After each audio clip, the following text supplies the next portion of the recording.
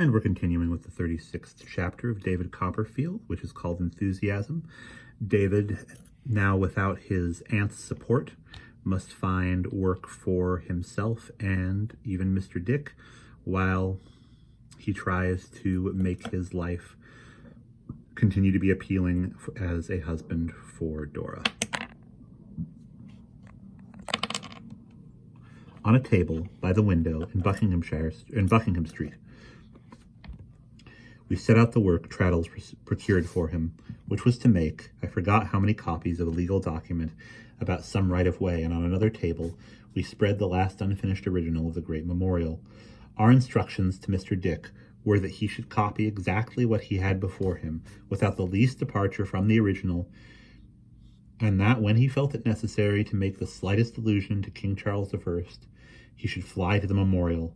My aunt reported to us afterward that at first he was like a man playing the kettle drums, and constantly divided his attention between the two, but then, finding this confuse and fatigue him,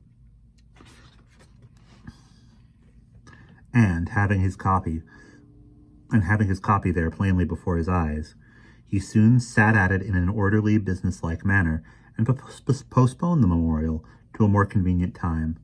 In a word, although we took great care that he should have no more to do than was good for him, he earned by the following Saturday night 10 shillings and 9pence, and never, while I live, shall I forget his going about to all the shops in the neighbourhood to change this treasure into sixpences, or his bringing them to my aunt arranged in the form of a heart upon a waiter, with tears of joy and pride in his eyes. "No starving now, Trotwood," said Mr. Dick, shaking hands with me in a corner.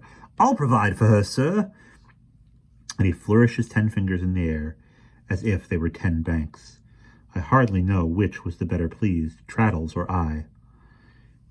"It really," said Traddles suddenly, taking a letter out of his pocket and giving it to me, "put Mr. Micawber quite out of my head." The letter, Mr. Micawber never missed any possible opportunity of writing a letter, was addressed to me. By the kindness of T. Traddles, Esquire, of the Inner Temple, it ran thus. "My dear Copperfield, you may possibly not be unprepared to receive the intimation that something has turned up. I may have mentioned to you on a former occasion that I was in expectation of such an event. I am about to establish myself in one of the provincial towns of our favourite island, where the society may be described as a happy admixture of the agricultural and the clerical. In immediate connection with one of the learned profession, Mrs. Micawber and our offspring will be accompanying me.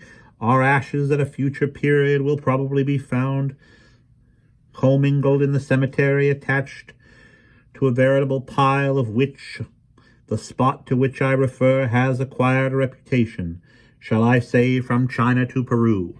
In bidding adieu to the modern Babylon, where we have undergone many vicissitudes, I trust not ignobly Mrs. Micawber and myself cannot disguise from our minds that we part, it may be for years and it may be forever, with an individual linked by strong association to the altar of our domestic life.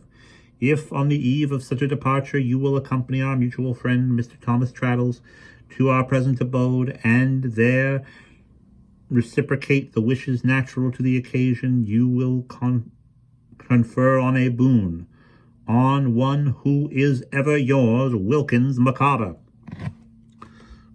Learning from Traddles that the invitation referred to the evening then wearing away, I expressed my readiness to do honour to it, and we went off together to the lodging which Mr. Micawber occupied as Mr. Mortimer. The resources of this lodging were so limited that we found the twins, now some 8 or 9 years old, reposing on a turn-up bedstead in the family sitting-room, where Mr. Micawber had prepared in a wash-hand-stand jug what he called a brew of the agreeable beverage for which he was famous. I had the pleasure on this occasion of renewing the acquaintance of Master Micawber, whom I found a promising boy of about 12 or 13, very subject to the relentlessness of limb, which is not an infrequent phenomenon of youths of his age. I also became once more known to his sister, Miss Micawber, in whom Mr. Micawber told me her mother renewed her youth like the phoenix. "My dear Copperfield," said Mr. Micawber, "yourself and Mr. Traddles find us on the brink of migration, and will excuse any little discomforts incidental to that position." Glancing round as I made a suitable reply, I observed that the family effects were already packed, and that the amount of luggage was by no means overwhelming. I congratulated Mrs. Micawber on the approaching change. "My dear Copperfield," said Mrs. Micawber, "of your friendly interest in all our affairs I am well assured. My family may consider it banishment if they please, but I am a wife and mother, and I never will desert Mr. Micawber." Traddles, appealed to by Mrs. Micawber's eye, feeling acquiesced. "That," said Mrs. Micawber, "that, at least, is my view, my dear Mr. Copperfield and Mr. Traddles, of the obligation which I took upon myself when I repeated the irrevocable words, 'I am take thee, Wilkins.' I read that service over with a flat candle on the previous night, and on the conclusion I derived from it that I never could desert Mr. Micawber, and," said Mrs. Micawber, "though it is possible I may be mistaken in my view of the ceremony, I never will." "My dear," said Mr. Micawber a little impatiently, "I am not conscious that you are expected to do anything of the sort." "It may be a sacrifice," said Mrs. Micawber, "to immure oneself in a cathedral town, but surely, Mr. Copperfield, it is a sacrifice in me. It is much more a sacrifice in a man of Mr. Micawber's abilities." "Oh, are you going to a cathedral town?" said I. Mr. Micawber, who had been helping us all out of the washstand jug, replied, "To Canterbury, in fact, my dear Copperfield. I have entered into arrangements by virtue of which I stand pledged and contracted by our friend Heep to assist and serve him in the capacity of and to be his confidential clerk." I stared at Mr. Micawber, who greatly enjoyed my surprise. "I am bound to state to you," he said, with an official air, "that the business habits of the prudent suggestion of Mrs. Micawber have in a great measure conducted to this result. The gauntlet to which Mrs. Micawber referred upon a former occasion being thrown down in the form of an advertisement was taken up by my friend Heep, and led to a mutual recognition of my friend Heep," said Mr. Micawber, "who is a man of remarkable shrewdness. I desire to speak with all possible respect. My friend Heep has not fixed the positive remuneration at too high a figure, but he has made a great deal in a way of the extraction from the pressure of pecuniary difficulties, contingent on the value of my services and on the value of those services I pin my faith.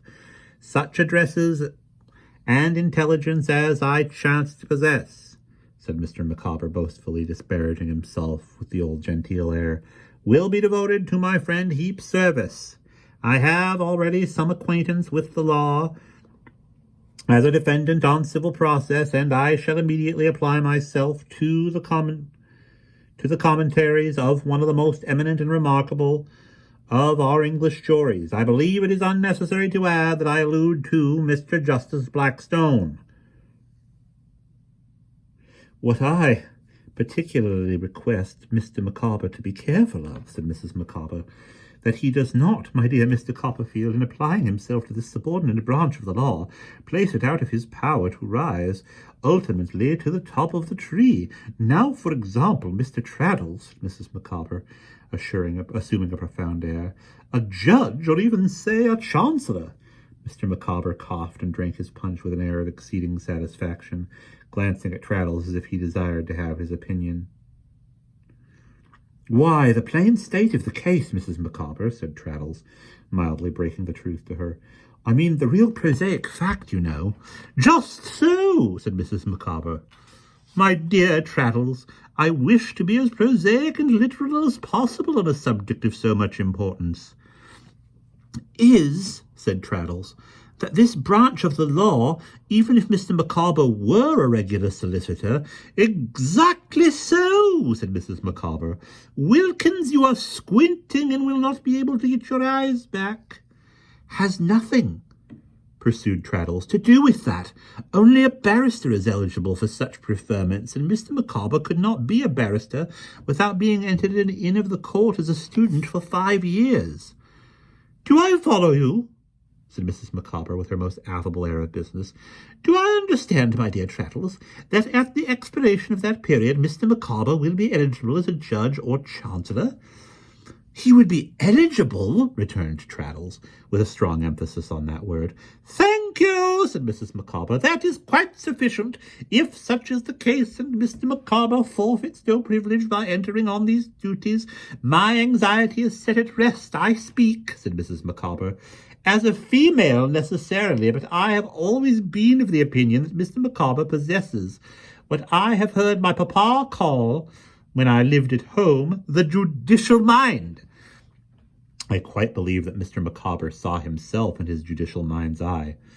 On the woolsack, he passed his hand complacently over his bald head and said with ostentatious resignation, My dear, we will not anticipate the decrees of fortune. If I am reserved to wear a wig, I am at least prepared externally, in allusion to his baldness, for that distinction. I do not, said Mr. Micawber, regret my hair, and I may have been deprived of it for a specific purpose.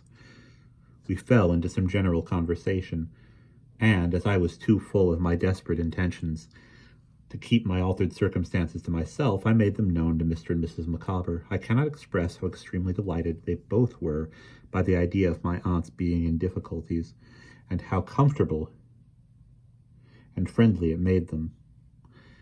When we were nearly come to the last round of punch, Mr. Micawber said with much solemnity, One thing more I have to do before this separation is complete, and that is to perform an act of justice.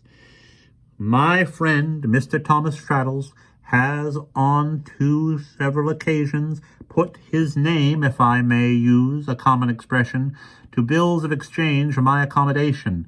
On the first occasion, Mr. Thomas Traddles was left, let me say in short, in a lurch. The fulfillment of the second has not yet arrived.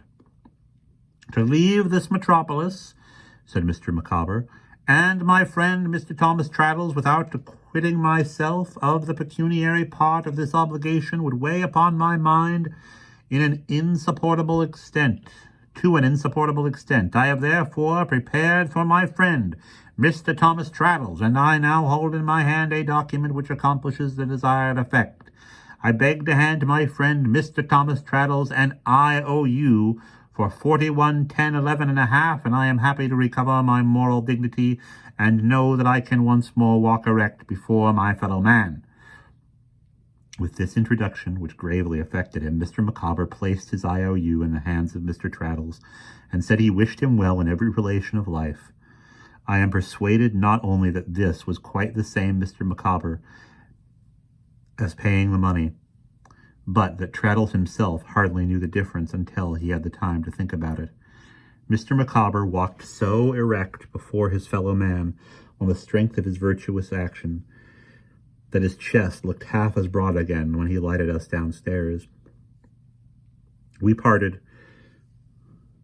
with great heartiness on both sides, and when I had seen Traddles to his own door and was going home alone, I thought, among the other odd and contradictory things I mused upon, that slippery as Mr. Micawber was, I was probably indebted to some compassionate recollection he retained of me as his boy lodger for never having been asked by him for money. I certainly should not have had the moral courage to refuse it, and I have no doubt he knew that, to his credit be it written, quite as well as I did. And that is the end of chapter 36.